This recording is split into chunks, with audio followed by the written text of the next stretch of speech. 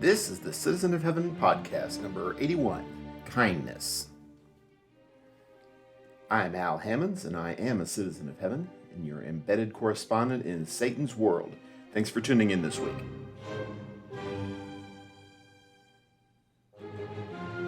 We all seek to live in a kinder, gentler world, but instead of hoping the world will change when we know it won't, we need to be working on being kinder people ourselves.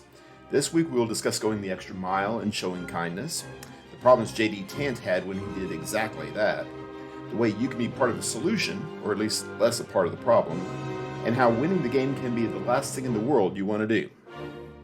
Let's start with what I've been preaching.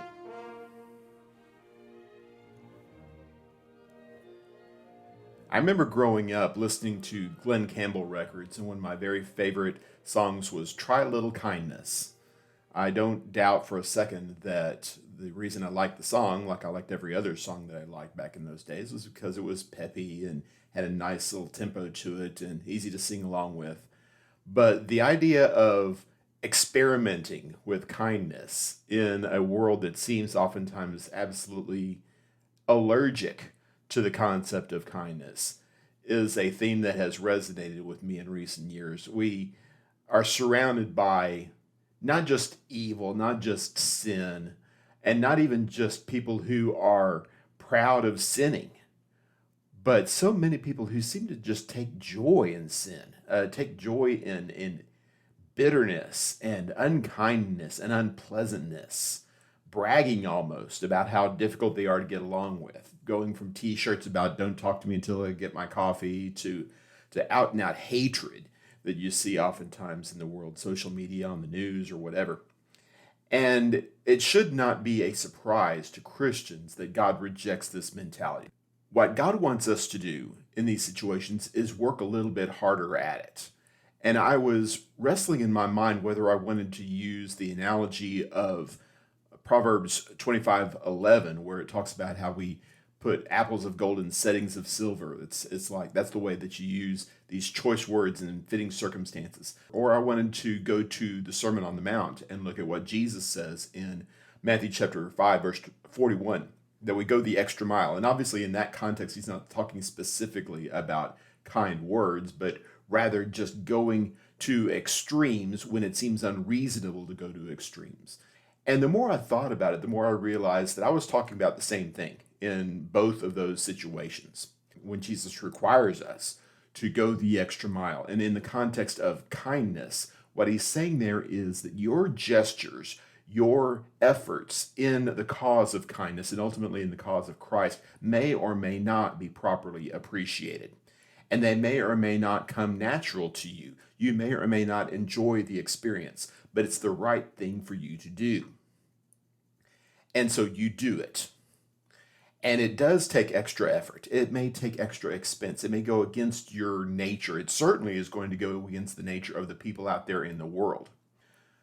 But if you have a golden apple, if you have something that is really appropriate, something that is really needful, that needs to be said in a particular moment. Maybe it is a word of instruction, maybe it's a word of correction, maybe it is a word of encouragement, whatever it happens to be.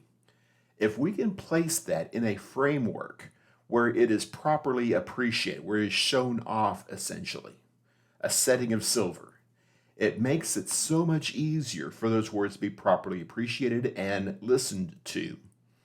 You do more good in the cause of Christ in that way. Now, again, it may or may not work. It may or may not have the desired effect. Jesus offers us no guarantee that our efforts in his cause, however noble they may be, however right and good and based in Scripture they may not have the effect that we want them to have. But we can have enough confidence in God and in the power of God that whether it changes other people or not, it is changing us. That we are becoming different kind of people. And the fact that this is such a struggle for us, the fact that we have to work so hard at it, is testimony to the power of the gospel in us. It is putting us in an uncomfortable position. It is asking us to change. It is making us over from the inside out. We are becoming God's kind of people. And it's a marvelous process. It's a wonderful process. It's exactly what Jesus is trying to accomplish in us, not just in our speech, but in every aspect of our character. And especially in the context of speech. In the Sermon on the Mount, he goes on to give the so-called golden rule in chapter 7, verse 12, that we do to other people as we would have them do to us, paraphrasing a bit. We appreciate this kind of caution. We appreciate this kind of extra effort when other people are doing it for us, or certainly we should. And I think most of the time we do appreciate it. We realize that somebody cares enough about our lives to intervene on our behalf, and they do so with kindness, and they do so with consideration, and they bend over backward really to help us appreciate where they are coming from and what their motivation is, and how this is not bitter or angry. This is concern for us, helping us to be better people, helping us to get out of a problem that we may have created for ourselves, or about to get into a problem that we're creating for ourselves and keep us from getting into it in the first place. Whatever these words are, when we hear them presented in the right way, we appreciate that. We may or may not listen, but we would rather hear those words expressed with kindness than without the kindness. Well, why in the world would we not do the same thing for other people? If that's what we want from them, that's what we owe to them. So the kind words that we speak help foster a relationship between them and us. And again, it may not necessarily result in them doing what is right. It may not save a soul. But realize, as is always the case with these character building exercises that Jesus gives us, it's not about changing the world, it's about changing us. And this is such a fundamental truth. I talk about this all the time. I've probably mentioned it on the podcast more than once by this point. I'll say it again. We go to the Bible intuitively so many times, hoping and praying that Jesus is going to change the world. And what we find over and over again is Jesus trying to change us. That is frustrating, that is annoying, but ultimately it is uplifting to us. We don't have control over how the world is going to go, but we do have control over ourselves. We can be kind people in an unkind world. Jesus will help us do it. It's just a matter of willpower.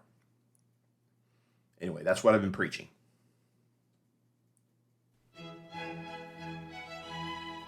This is what I've been reading.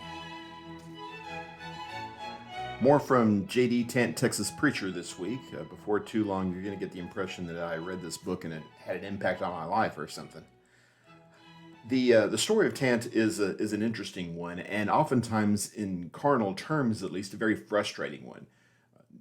Tant, as we discussed in the podcast last week, went around from place to place trying to find a good way to earn a living of sorts off the land to finance his efforts to preach the gospel. He was able to acquire some land in Macon, Tennessee, and actually paid off all of his debts and had a quite a good harvest, and was in a position that they had been looking for their entire married life, he and his wife. They were finally in a position where they could actually finance his efforts to go preach the gospel and not worry about taking care of his ever-growing family.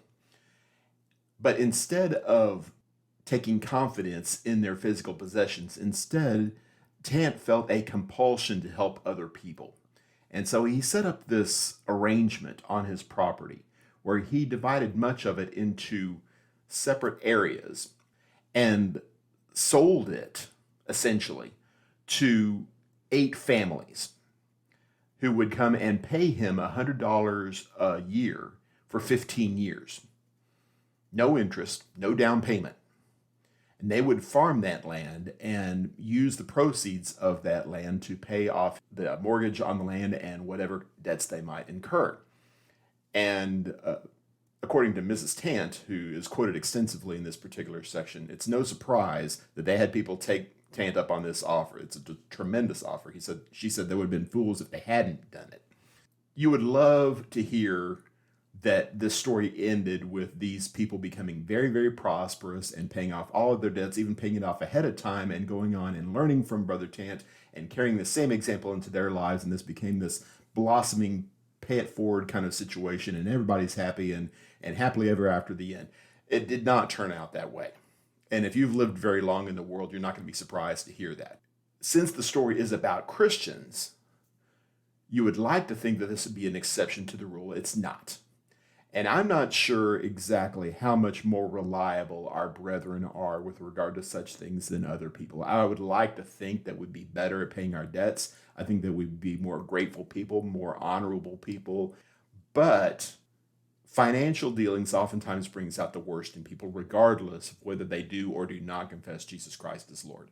And such was the case with Tant and his business arrangement. To hear Mrs. Tant tell the story, there were basically 8 families that signed on to this arrangement. 2 of them were honorable, and they were able to take care of their business. 4 other families meant well, but they knew nothing about farming. They knew nothing about the land. They were not able to make a go of this, despite what would appear to have been their best efforts. And 2 of the other families were just downright deadbeats. Clearly, from the very beginning, had no intention of paying their bills, had no intention of doing anything other than living off the largesse of the Tant family.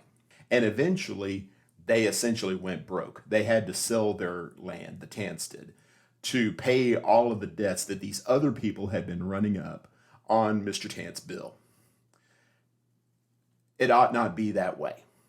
Kindness should not be met with greed in that way. Kindness should not be met with indifference and self-service. But oftentimes it is, and I'm not telling you anything that you don't already know. It doesn't take very long for us to realize there are people out there in the world who will run over anyone who shows them kindness. If you turn the other cheek to them, they will slap you in that cheek too. They will see your kindness as weakness and consider it almost their social obligation to put you in your place, to help you realize the folly of your ways. And maybe that's true in a carnal sense. But the question is, does Jesus' law apply to us when it doesn't seem to be working in carnal spheres? The question really kind of answers itself, doesn't it? If we love the Lord, if we are living for heaven, if we are citizens of heaven, the things of this earth should not be getting us down. They should not be discouraging us. We serve Jesus. We apply the attributes of Jesus to our lives because it's the right thing to do. And whether it works in the short term, and by works we mean turn out for our physical good, that's not the point. We're not doing it for those things. And so, in theory anyway, we should not get too upset when it doesn't work out for us for good in the short term. Still, we are human beings. We have a sense of right and wrong. We have a sense of decency. We are offended when people do not share our good attitude, when they take advantage of us, when the bad guys win. And we can't help feeling like we are contributing to the problem somehow. And before too long, we rationalize in our minds why it's okay to not be kind people. And we'll go to passages like 2 Thessalonians chapter 3, verse 10, for instance. If anyone will not work, neither let him eat. And that's in the Bible, just like everything else on this subject is. We need to respect what the Lord says on this subject, on the subject of laziness and work and that sort of thing. But 2 Thessalonians 3, verse 10 is not given to us so that we can be excused from our attitude of kindness. Regardless of how people are treating us, regardless of how poorly it seems to be going over, regardless of how our example seems to not be rubbing off on other people, we have to continue to be God's people. We have to continue to be kind and generous and loving. The text there in Luke chapter 6 and verse 30 that tells us that we're supposed to give to the one that asks of us and not deny him. I think oftentimes we live in dread that Jesus might mean exactly what he says in this situation. I don't doubt that there are situations that come up where giving somebody $1 or a sandwich or whatever is going to be contributing to the problem more than it's helping the problem. And your judgment is going to have to be the best it is in that situation. But however you respond to the evils of the world, do not allow it to rationalize in your mind a lack of effort on your part to be a kind, loving, godly Christian. Anyway, that's what I've been reading. This is what I've been hearing.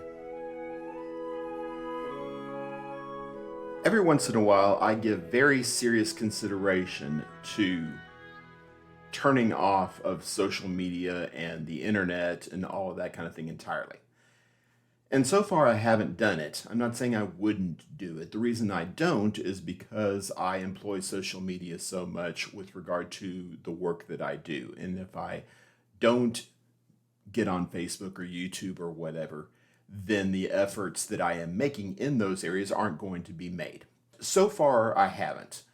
This election cycle is making me revisit the idea, though. And I like to think that it's worse during the election cycle than it is in ordinary times or non election cycle times. I'm not sure there's any validity to that. I hope that it's worse because as I speak, the election is just a few weeks away. And once it's passed, presumably the issues that we hear about regarding the election will also pass, and then maybe the tone is going to improve a little bit. I really don't have a lot of high hopes for that, to be quite frank. I think that I will continue to see a lot of ugliness, a lot of hatred, a lot of me versus you in our dealings, and not just in social media at all. But social media feels worse because on Facebook anyway, you call these people friends. And you really wish you had fewer friends sometimes because these people are really bringing us down and they're giving us this impression that the world at large is this awful, horrible place. Well, what are you going to do? Many of my friends are in the world. They do not have a lot of regard for the things of Christ. I'm hoping to have a positive impact on them. Maybe I will, maybe I won't. At any rate, we expect that kind of ugliness, or at least we're not surprised to see it in our friends in the world. But I am seeing more and more among my brethren, among people who I thought knew better than this, buying into this attitude of ugliness and mockery and the worst aspects of our society. And it's not getting any better, or at least it certainly doesn't seem to be. Why is it that we cannot separate ourselves from the attitudes of the world? Well, I think oftentimes it's simply because we have too much of the world inside of us already. That we have convinced ourselves we can have our cake and eat it too. We have convinced ourselves that we can live in the world and watch the things of the world and have friends with people in the world and dress like the world and entertain ourselves like the world and eat and drink like the world, and we're not going to be worldly. And that is naive. That is unreasonable. We are setting ourselves up for failure with regard to that. And perhaps it is easiest to identify in our speech patterns. Maybe if we can deal with it in our kindness or lack of kindness, in the way we deal with people, not just in social media, but in general, maybe we can start working on all the rest of it also. I think it's easier for us to forgive in social media our own shortcomings, our own difficulties, because it's faceless, because we are speaking to the void. We don't have to be accountable for the things that we say and do. And if it happens that somebody is actually angry, somebody really lashes out at us, all we have to do is unfriend them and problem solved. Back in the day, we actually talked to people. We actually had relationships with people. When those relationships got cut off, it hurt us. Maybe we need to go back to some of that. In the meantime, what we can do is focus on being good instead of being right. And this is something that I have really wrestled with over the years because I like being right. I really, really do. I don't even apologize for that necessarily. Whether it's a math problem, whether it is how to fix a sink, whether it is an argument with my wife or whatever, I like being right. I like being correct. And certainly that is the case in spiritual things. But knowing the right interpretation of the book of Esther or knowing the right spin to put on a particular proverb is not the end-all be-all of our spiritual existence. And if being right is pushing us into an attitude of arrogance and haughtiness and Phariseeism, then maybe being right is part of the problem instead of being part of the solution. If we would focus just as much or even more on being good as we do on being right, I think we're going to be finding ourselves in much better situations with our brethren, with our neighbors, and especially with God. Choose silence over speech. That's not something I'm especially practiced at. I will confess I have a lot of work to do in this regard, but Proverbs chapter 12 and verse 23 talks about how it may be more appropriate for us to be silent in a situation, to conceal a matter rather than speak about it. And how many times have we found ourselves in these kind of situations where we knew what the truth was, or certainly what we thought the truth was, and we spoke, and maybe we spoke a little bit hasty, maybe we didn't put a lot of thought into our words, and we realized that we had created a quagmire for ourselves, and we spent days or weeks or years dealing with the ramifications of this. Well, if we just kept our mouth quiet in the first place, we wouldn't have had to deal with this. I realize that if we remain quiet, people may not realize how right we are. That's a problem. That's something we wrestle with, but it's something that we can manage. It's something that is not the end of the world. And if our reputation in the world suffers because we talk too much about these things, maybe we ought to talk less. Same thing with showing patience over judgment.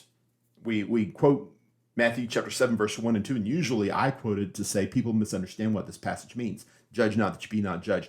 But the fact of the matter is we can be very judgmental. We can be very haughty in our dealings with other people, and it impacts our relationship with those people. Why wouldn't it? If we don't want people to be judgmental of us, then we need to be patient with them and work with them.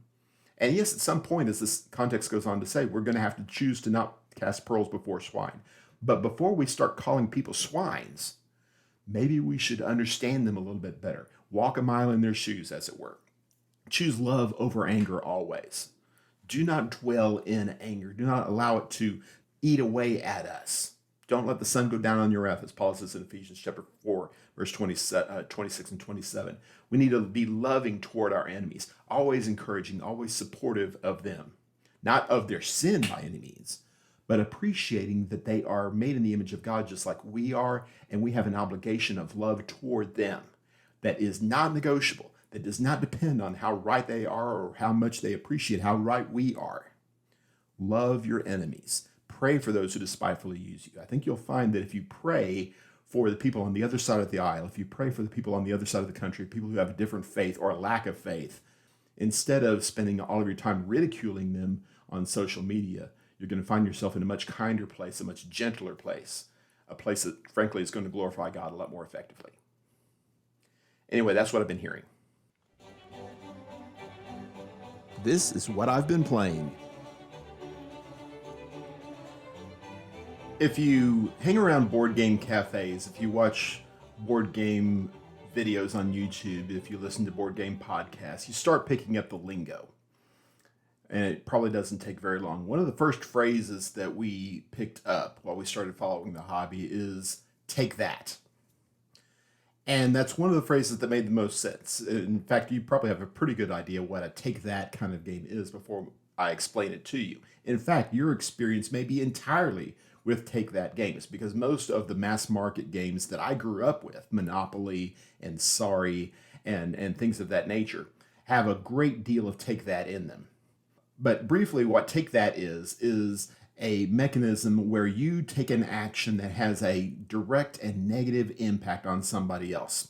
Sorry is maybe the best example of this, and in my mind, the silliest, where you're moving your marbles along the board, and if you end your space, according to your die roll, where somebody else's marble is, you bump them out of that space and you send them back to base. And if you're really petty about it, you may say, sorry, when you do it. That is take that. I'm going to win by helping you lose. And I don't want to sound like you're a bad Christian for playing take that games. That's not the point here at all. But there is a sense in which a certain spirit of rancor, a spirit of unpleasantness can be fed, can be nurtured in a gaming kind of environment. If you watch sports, it's not difficult at all to see that. If you are highly competitive in football or basketball or whatever, it's not uncommon to see fights break out because you take your game very seriously and they take their game very seriously. And before too long, you butt heads, literally or figuratively. And before too long, you're at one another's nerves. It's because you win by helping somebody else lose. And our family, as far as board games go, we're not really into the whole take that thing. In fact, very few games we have are really take that type games where we're directly pitted one against another. Usually, the way that we play games is I try to run my game and you try to run your game, and we may intersect every once in a while. And I may take a card from you that you were hoping to get, or whatever. I may get to a certain place and get a certain bonus before you do. But as far as I am going to take money away from you, like in Monopoly, for instance, you're going to land on Boardwalk and I'm going to take all your money. That doesn't tend to be our kind of thing. And if it is your kind of thing, then God bless you in that. There's nothing wrong with that necessarily. But frankly, we kind of like having a spirit in our board gaming and in our lives where we do not have to choose between our own welfare and somebody else's welfare. And as Christians who live in a take that kind of world, I think it does us good every once in a while to reflect on our relationships with other people, and especially our dealings in the church. It very well may be that we are in this for our own selfish purposes. Paul refers to it in Philippians as these people whose God is their belly. I love that expression there, the idea that they are feeding themselves first and foremost. In 1 Timothy chapter 6 and verses 3 and following, the attitude of so many people in the church, people who are seeing godliness as a means of gain. I won't bother to read the entire text there, but people who have always been in church like this and still are. People who see the church as an opportunity to advance themselves. Because it's not always easy for us to identify our own problems. It's not always easy to self-diagnose. Are we trying to further Jesus' cause or trying to further our own cause? Those are not the same thing. I know it's very easy for us to convince ourselves, since I'm a Christian, when I profit, that means the cause of Christ profits. That does not necessarily follow. In fact, oftentimes the things that we do are specifically designed to help us and frankly have very little to do with Jesus. That is a competitive kind of spirit that puts us in line ahead of somebody else, cuts in line in front of somebody else. Jesus needs to honor me more than he honors my brother. That is contrary to the spirit of Jesus. We owe him and we owe ourselves better than that. Are you seeking his peace or your own peace? Oftentimes, the best thing in the world for us is just to live in an environment where everybody seems to get along. And I am all in favor of getting along. But the unity of the Spirit in the bond of peace is what Paul tells us to seek in Ephesians chapter 4, verses 1 through 3. The unity of the Spirit, not unity of the flesh, not unity of personal preference or whatever, not just everybody allow the loudest voice in the room to get his way and then it's going to be over. That's not the unity of the Spirit. The unity of the Spirit is achieved by allowing God to have his way in the lives of every single Christian. If we are all serving him first and foremost, the unity naturally follows. And it's the only way to get that unity. If we are truly striving for his unity, for his will in our lives, then we can do this. If we're ultimately trying to get our own way, then we're just pitting ourselves one against another, and we can't get along that way. Is there a gentler way for us to achieve the same result? Am I doing something in a way that benefits somebody else in the kindest way possible? We've been talking a lot about kindness this week. Galatians chapter 6, verse 1 tells us that we're supposed to correct one another in the spirit of gentleness, looking to ourselves lest we also be tempted. It is easy for correcting brethren to turn into an opportunity for pride, and we need to avoid doing that. And the spirit of kindness, the spirit of gentleness is a good stopgap for that. If we seek the best way, the kindest way, the gentlest way for us to help our brethren along, we're going to find our efforts to help our brethren to be much more effective. Just like when I give my dog medicine, it works better if it's in a little piece of cheese or bread or something like that. If you give your children medicine, why not pick the good tasting medicine? If it's going to work just as well, give them the good tasting medicine. They'll be more likely to take it. There's all kinds of ways in which we can position ourselves to do the right thing in a kind way. And if you will pursue kindness in your life, if you will not be satisfied with simply doing right, but if you will pursue kind ways of doing right, I think you're going to find that your relationships are going to get better. You're going to draw closer to the Lord. You're going to love your service more effectively. You're going to love your Lord more actively. And you're going to find that Jesus is becoming more and more a part of your life, a part of your heart. And people outside are going to see that. They're going to envy that. And they may even want to adopt that themselves. Anyway, that's what I've been playing. Thank you for listening to this week's episode of the Citizen of Heaven podcast. Please consider subscribing to the audio and or video versions, and better yet, sharing them through word of mouth or on social media. Feel free to reach out to me through my website, www.halhammons.com, or through Facebook and Instagram. Criticisms, corrections, and encouragement are always welcome. Until next time, be strong in the Lord, fight the good fight of faith, and do all things in the name of the Lord Jesus. This is Hal Hammons, the Citizen of Heaven, signing off.